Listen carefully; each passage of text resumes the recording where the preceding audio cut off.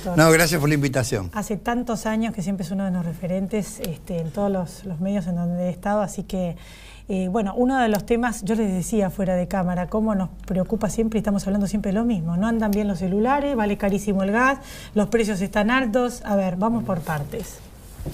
Bueno, con respecto al tema del gas natural, se han ido quitando subsidios paulatinamente, de modo que es importante el uso racional del gas natural.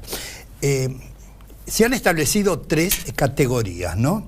R1, R2 y R3.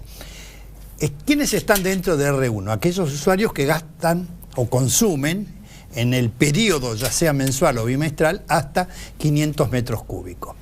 En R2, de 501 metros cúbicos a 1000. Y R3, de 1001 hacia adelante.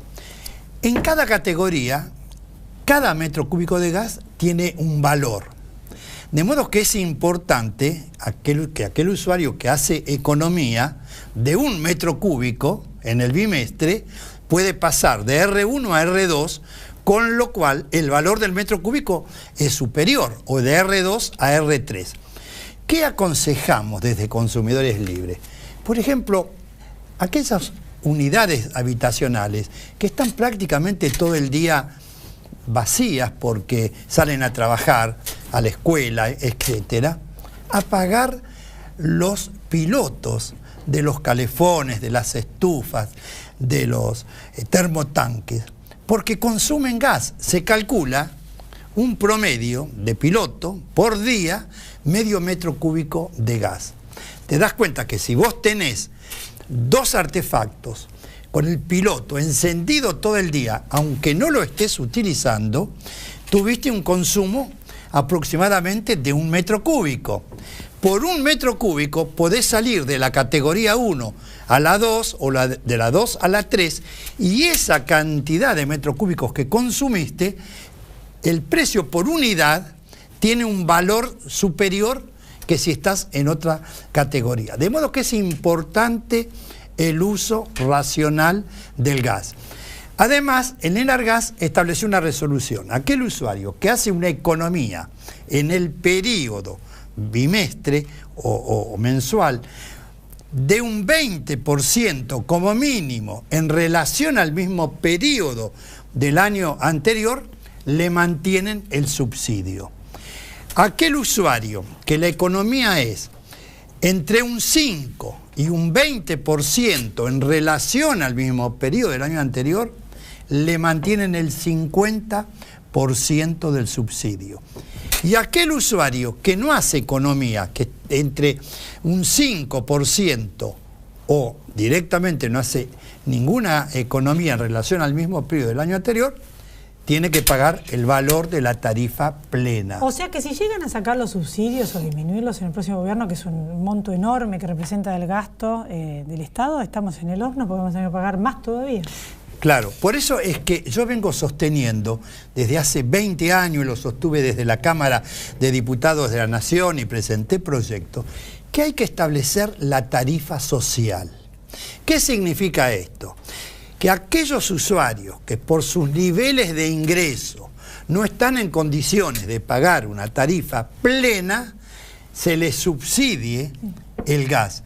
Pero aquellos usuarios que están en condiciones de pagar la tarifa plena no tienen por qué el Estado estar subsidiando. Hasta hace poco se subsidiaba a los que vivían en Puerto Madero, el gas natural, la energía eléctrica, el agua potable, usuarios que viven en countries privados con piletas climatizadas, en un país donde el 40% de los habitantes todavía tienen que utilizar gas en garrafa, que el metro cúbico del gas en garrafa es entre 7 y 10 veces más caro que el gas natural. ¿O cómo vas a estar subsidiando a aquellos que están en condiciones de pagar la tarifa plena el agua potable cuando hay millones de argentinos que no tienen agua potable distribuida por redes? Entonces tenemos que salir de esta situación de excepción que la venimos prorrogando desde hace muchos años, pues esto se justificaba cuando la crisis del 1900... del 2001. 2001, 2002, 2003, pero esta situación hay que normalizarla. Entonces, el uso racional del gas es importante. Sí, es verdad. En Europa, en realidad, esto se aplica y en muchos otros países también. El otro tema que los celulares se cortan, no hicieron las inversiones, cualquier técnico especialista nos explica esto.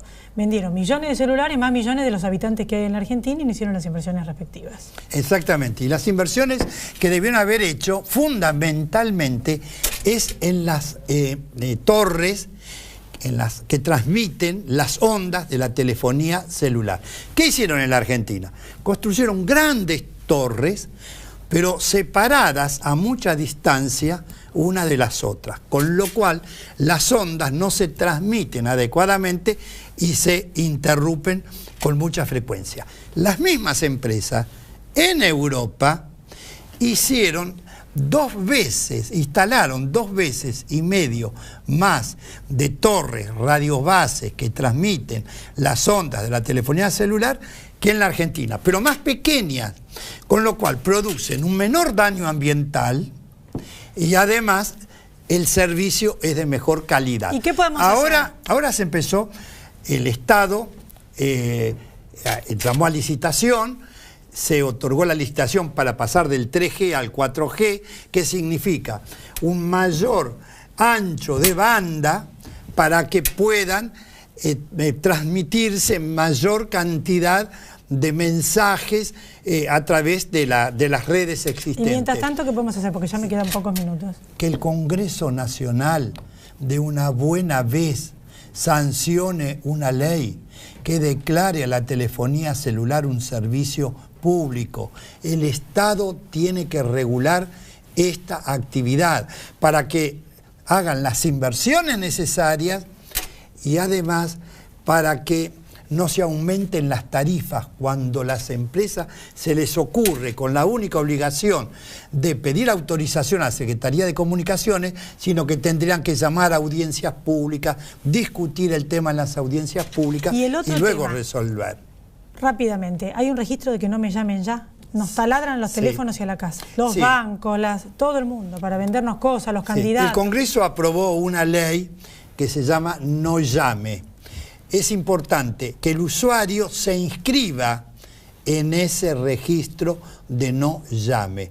www.nollame.gov.ar.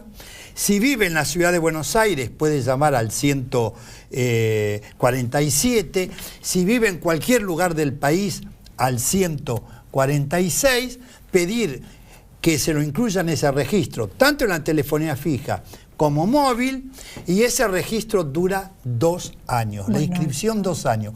Hay algunas excepciones, las campañas electorales, 30 días antes del comicio, llamadas de emergencia, etcétera, pero eso sería una solución para no recibir llamadas en horarios y días molestos. Una cosa de locos. Yo realmente te agradezco mucho haber estado acá. Vamos a volver a tocar otro de los temas que es tu especialidad y nos interesa a todos los consumidores. Gracias por ayudarnos. No, gracias. Después de